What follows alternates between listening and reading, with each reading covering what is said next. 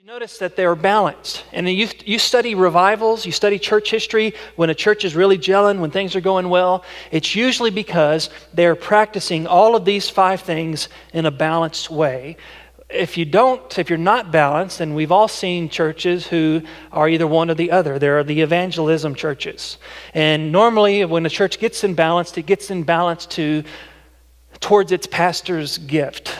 So if a pastor is really gifted in evangelism, he's a soul-winning evangelist, then the church sometimes, if it gets imbalanced, it becomes one of those soul-winning churches. And people ask the pastor, how many people did you win to the Lord this week, pastor? And he says, well, it's pretty low this week. I only had 25. And they say, well, maybe next week you'll get 40.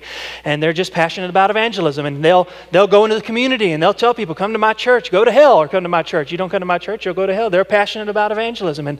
And what happens is they're so passionate about evangelism that they emphasize evangelism at the expense of discipleship. So maybe you had 45 baptisms, but only 25 people are in small groups, and only 25% of the people who got baptized are actually being discipled. Or they are emphasizing evangelism, but there's no fellowship, there's no ministry. And it's not just evangelism. Some will overemphasize worship.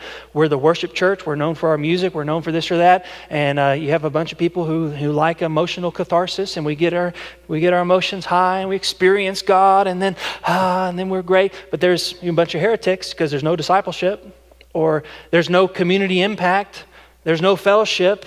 We all worship the Lord together, but we hate each other. What happened? You're imbalanced. You ever seen one of those balls they put in the stores that are weighted at the bottom, the medicine balls or something like that, and you try to kick them or roll them, and they'll just, hang out like that? They only had those in Roby. They didn't have them anywhere. You know what I'm talking about, right? I'm really serious. I've asked this in every 3 services, and I think I'm the only one who believes these exist. You know what I'm saying, right? They pop right back. Why is that? Because they're weighted. They're weighted at the bottom. And if something is imbalanced, it's not well suited for movement. And it's the same with churches. You can get imbalanced. All about fellowship, but not discipleship. We're all about worship, but not evangelism. We're all about this, that, or the other. And if a church is going to experience movement, it's got to experience balance, all 5 actions at the same time. Evangelism, discipleship, fellowship, worship, ministry, all 5. And I would say, you look at this text, and this may be a little bit controversial, but you had 3,000 people who just came to the Lord, and yet when you look at them, how they're living out the church life together, it seems to be in groups. They met in the temple, yes, but they met house to house. You think about the 5 purposes. We can accomplish a lot of the 5 purposes in this room. We can do worship pretty good. We can even do evangelism pretty good in here. But fellowship, kind of hard, sitting in rows like this. Ministry, pretty tough. I'm the only one speaking. The rest of us are just sitting. You've got to be in a group to fellowship. You can't sit in a row. You got to sit in a circle. You got to be in a group to do ministry, to pray for one another, to know another person's life, to be there for another person, to know a person's needs well enough to be able to support them and give to them in the way this early church in the book of Acts did. You got to be in rows. You got to be in circles, not rows.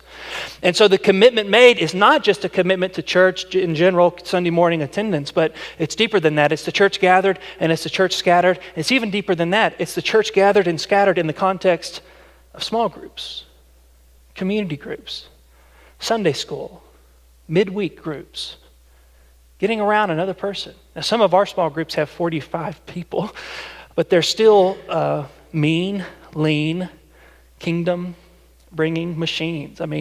It's easier to navigate. It's easier to see. It's easier when something is small to experience movement than when it's large.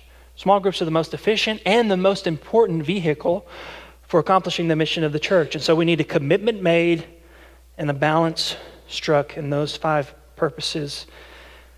And then I think you'll see a church begin to experience movement. Now,